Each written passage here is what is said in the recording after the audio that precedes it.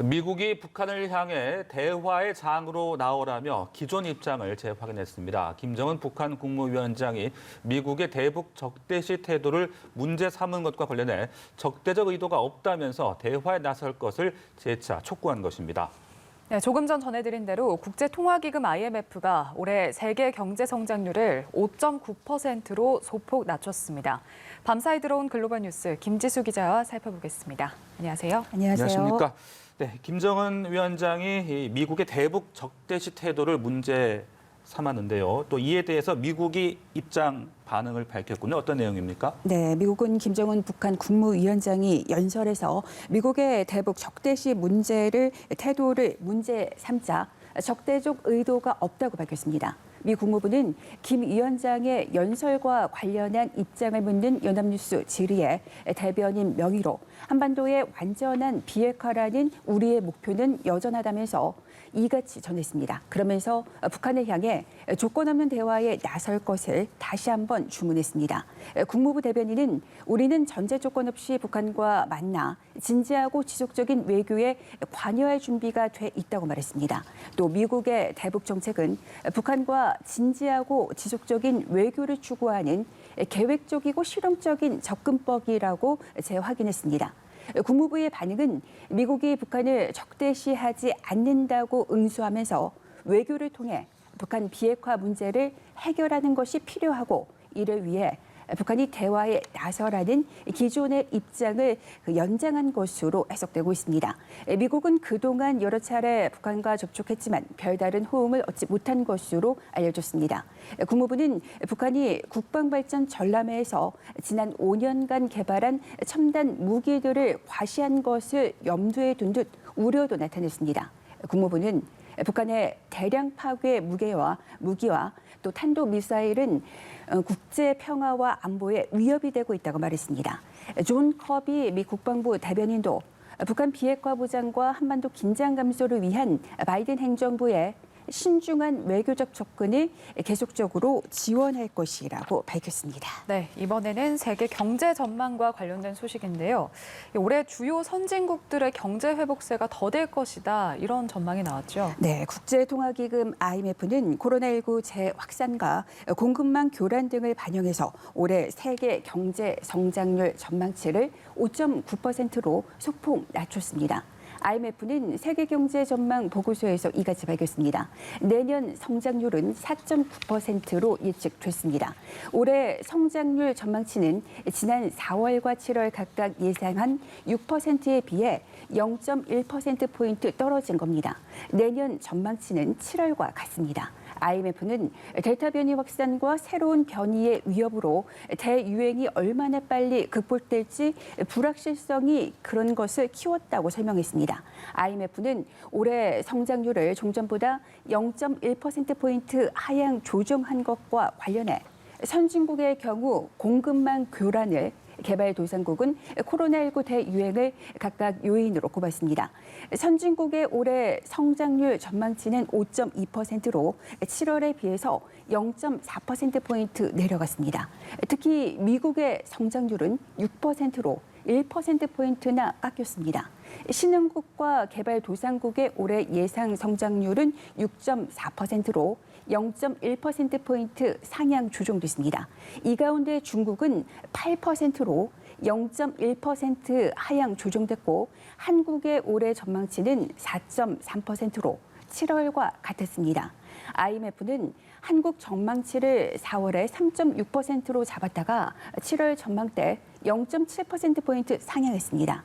소비자 물가는 선진국 2.8%, 신흥국과 개발도상국 5.5%로 예상돼 7월 전망치보다 각각 0.4%포인트, 0.1%포인트 올라갔습니다.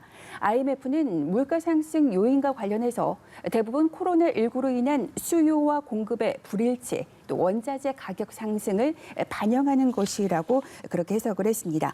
그리고 내년에는 물가 상승 압력이 진정이 되겠지만 코로나19 상황, 그리고 인플레이션에 대한 우려 등에 따라서 불확실성이 크다고 그렇게 내다봤습니다. 네, 무엇보다 코로나19 확산세가 좀 꺾여서 경제 회복에 힘을 좀 냈으면 좋겠다는 바람도 가져보겠습니다. 다음은 아프가니스탄 소식이 들어와 있네요. 주요 20개국 G20 정상들이 아프간 주민들을 돕기로 했다고요. 어떤 내용입니까? 네, G20 정상들이 아프가니스탄 주민들을 돕는 데 공감을 했습니다. G20 정상들은 회의를 열었는데요. 올해 G20 정상회의의 의장국인 이탈리아가 주재한 이번 화상회의에서는 미군이 철수하고 이슬람 무장조직 탈레반이 아프간 정권을 다시 장악하면서 현실화한 인도주의적인 위기와 테러리즘 재부상과 같은 그런 현안이 논의가 됐습니다.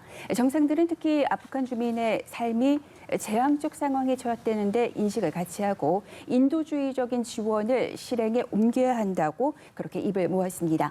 우르줄라 폰데어 라이엔 유럽연합 EU 집행위원장은 아프간 주민과 이웃 국가들을 위해 1조 3천여억 원의 규모의 지원 계획을 발표했습니다. 아울러 바이든 미국 대통령은 국제사회와 함께 아프간 주민을 지원하겠다는 의지를 다시 밝혔고 앙겔라 메르켈 독일 총리는 G20의 틀 아래서 난민 문제를 다시 워킹그룹 설치를 만들자 그렇게 제안했습니다. 아프간이 테러리스트들의 안전한 피난처가 돼서는 안 된다는 원칙에 정상들 간의 공감대도 만들어졌습니다. 다만 많은 정상들은 아직 탈레반 정권을 인정할 때가 아니라는 의중을 내비친 것으로 알려졌습니다. 탈레반 정권의 우호적인 국가로 꼽히는 러시아의 푸틴 대통령과 중국 시진핑 국가주석은 이번 화상회의에 참석하지 않았습니다. 중국에서는 왕이 외교부장이 시 주석을 대신해 회의에 참석했고 왕이 부장은 아프간이 인도주의적인 위기에 빠지지 않도록 지원해야 한다는데 동의하면서도 동시에 탈레반에 대한 제재를 푸는 것을 서방 국가들에게 촉구했습니다. 네. 다음은 코로나19 소식 알아보겠습니다.